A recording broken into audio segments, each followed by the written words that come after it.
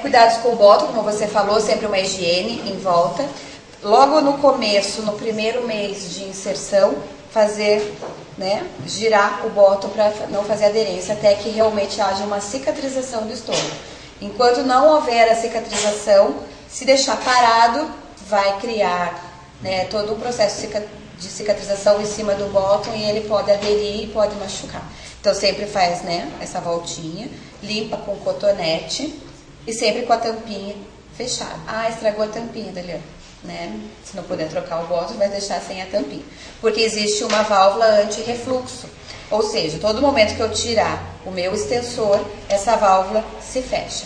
Algumas recomendações para que antes que vocês coloquem, seja testado o material para fazer a troca de defeito de fabricação.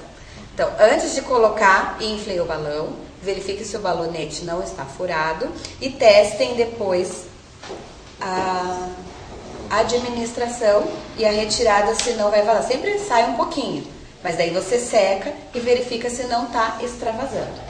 Isso a gente consegue reverter com troca do produto no momento da avaliação inicial. Depois do uso, nós não temos como saber se foi manipulação errada ou se foi problema do fabricante, a gente não tem como trocar. Então a gente pede que vocês façam essa avaliação no momento da inserção do produto, tá? Os enfermeiros já estão mais orientados a fazer isso.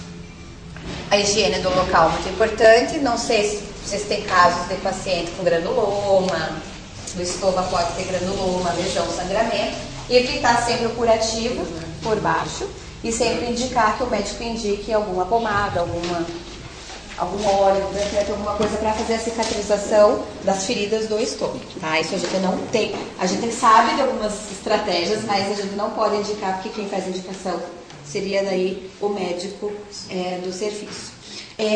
Nunca, em hipótese alguma, colocar a seringa diretamente para administrar. Isso aqui estraga a válvula anti-refluxo. Porque às vezes dá uma certa preguiça. Ai, mas é tão pouquinho remédio, você acha que eu vou sujar o extensor? Não. Daí vai lá e coloca direto, tá?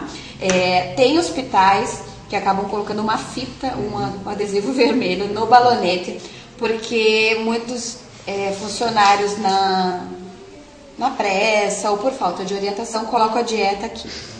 E daí a gente descobre fácil porque tem dieta dentro do balão, a gente sabe que foi colocado errado. Então, assim, caso tenha assim, uma questão mais de segurança, pode-se colocar, né, uma identificação ali que já está escrito BOL. Os escritos do bóton da Getúbio, elas são escritos por baixo do silicone justamente para não desgastar. Tem marcas aí que saem o escrito, né, inclusive do tamanho, com o tempo. Então, aqui é proibido a manipulação e direto com seringa, somente com o extensor.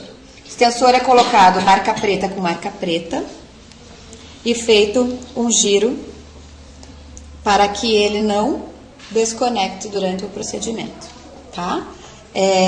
O extensor tem uma entrada para a seringa e uma outra entrada para o extensor. O que acontece muito? Isso aqui estragar, mas é devido à pressão excessiva da manipulação. Se eu abro por aqui, eu estrago. Entendeu? Porque eu estou gerando uma pressão 100% em cima da água. E ele é um produto de oclusão forte, não é frouxo. Então eu pressiono com o polegar e abro. Então eu não pressiono demais a minha abinha aqui que estraga. E eu tenho uma pressão maior na tampa, tá?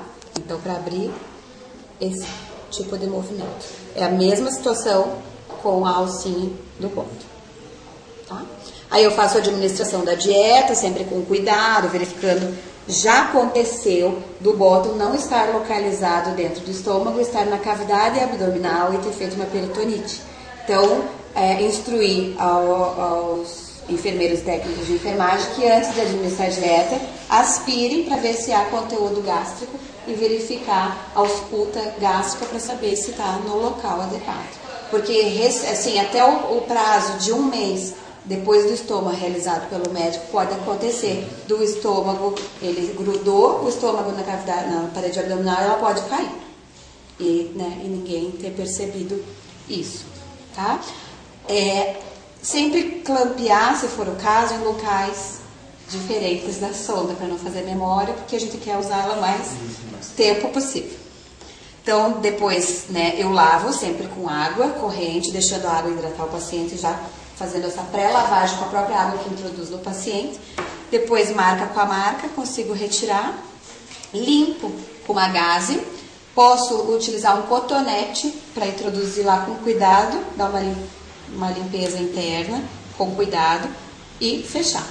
Sempre após a administração da dieta, o extensor deve ser retirado. Ah, mas vai dar daqui a pouco mais uma coisa. Não deixe preso. Que essa pressão excessiva na válvula também pode estragar, ficar muito tempo. Ah, vamos deixar todos os dias, né? A intenção do bottom é não ter nada pendurado. É ter um conforto, o paciente não ficar com nada preso nele. Então, a retirada do extensor é muito importante. Para lavar o extensor, ele durar mais. Vocês podem lavar com água corrente, às vezes na própria casa tem aqueles biquinhos na torneira, né? Na caixa vem uma seringa de bico grande, para vocês fazerem gerar pressão de lavagem aqui dentro. E daí também existem aqueles biquinhos na torneira que podem ser conectados aqui para gerar um fluxo maior. O que mais estraga o extensor é o lipídio, tá? Então as gorduras que ficam aqui dentro que estragam mais. Você pode me ajudar. A gente, não é uma indicação, fica a critério de vocês. O fabricante, a gente em treinamentos, a gente fez uns testes com mamão papai. A gente deixava meia hora ele com o suco de mamão papaya dentro e desengordurava bacana. Já existe, pode? Não tem problema? Nutricionista tem que falar, né? Porque teve uma época que a gente teve sucesso com bicarbonato e Coca-Cola. Mas, né, nem sempre todo mundo faz aqui quietinho, né? Vai querer fazer lá com ele conectado e vai administrar bicarbonato e Coca-Cola no paciente, não é nada legal, né? Então a gente parou de falar Coca-Cola e bicarbonato, que lavava bem também. Então a gente achou melhor falar do suco de papaina, que é para deixar, caso acontecesse, né, uma administração de mamão, não teria tanto problema como na Coca-Cola. Deixa eu te perguntar aí, água sanitária? Tudo vocês podem, assim, a água sanitária ela é muito química, daí pode... Vamos fazer a diluição como se fosse para fazer lavagem dos alimentos, né, normal. Né, pode usar também, para 500 ml e você deixar em imersão. Isso. A gente indica, pode também não ter problema. O mais indicado é que a gente tem aquela mania, que quando a gente tem filho, de ferver tudo, né? Não pode, tá? Porque esse material estraga. Então, é proibido água quente, morna. Então, é água fria, temperatura ambiente para fria. Detergente, se for usar, a gente até evita um pouco de usar, mas se for usar, só o neutro, transparente. E essas outras questões que vocês podem estar expondo também para ser lavado. Outra indicação, não é o fabricante está dizendo, uma questão prática, que daí às vezes eu falo umas questões práticas que a gente ouve alguns falarem e alguns especialistas falarem. É que depois de lavado coloca-se num saquinho plástico, dentro de um tupperware, dentro da geladeira. Porque daí ele mantém resfriado e não faz proliferação de bactéria. Pode ser também? Isso ajuda bastante na limpeza do produto, tá? Que mais? Alguma pergunta? Às vezes eu esqueço alguma coisa. Acho que é isso. São os cuidados básicos, né?